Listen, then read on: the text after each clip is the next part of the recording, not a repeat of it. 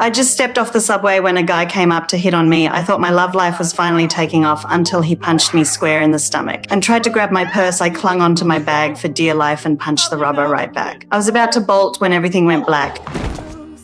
When I woke up in the hospital, a doctor was staring at me with the softest, most adoring eyes. I thought I must have died and gone to heaven. The doctor even went out of his way to get me a new set of clothes, but after I was discharged, I noticed the world felt off. Every guy on the street was staring at me like I was a goddess, showering me with compliments on my figure. It was totally bizarre. I'd always thought my body was the last thing anyone would ever find attractive. My name's Annie and I'm a designer. Even though I was great at my job, my plain looks and curvy figure made me the office errand girl. My co-workers would order me around to get them coffee, their words sharp and cold. I wanted to stand up for myself so badly, but my crippling insecurity always made me suck it up and play nice. I never even dared to scold my assistant for binge-watching television shows on the job, and my new boss mistook me for a secretary, rudely making snide remarks about my appearance. Thankfully, I had George, a friend who never judged me, but my weight felt like a curse that held me back from everything, especially love. I craved romance just like anyone else, but men never spared me a second glance. On my way home on the subway the night before, I'd caught a guy staring at me. I'd thought my luck was changing, only to find out he was eyeing my wallet, not me. Turns out that chaotic mugging had somehow transported me to a world where being curvy was the ultimate beauty standard.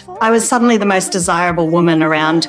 A stretch limo nearly ran me over and a handsome guy hopped out to check on me. It was none other than William, my new boss, the same man who'd mocked me just days earlier. Gone was his disgust. He was completely smitten, gushing over me and offering to drive me home. I couldn't believe my eyes. When we pulled up to my neighbourhood, the once grubby, litter-strewn street was now spotless and pristine.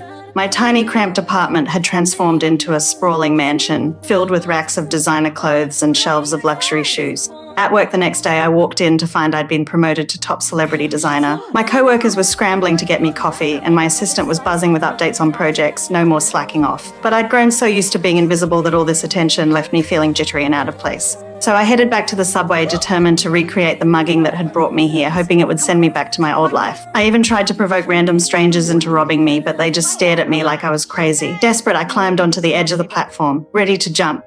But just as I was about to leap, a hand shot out and grabbed me.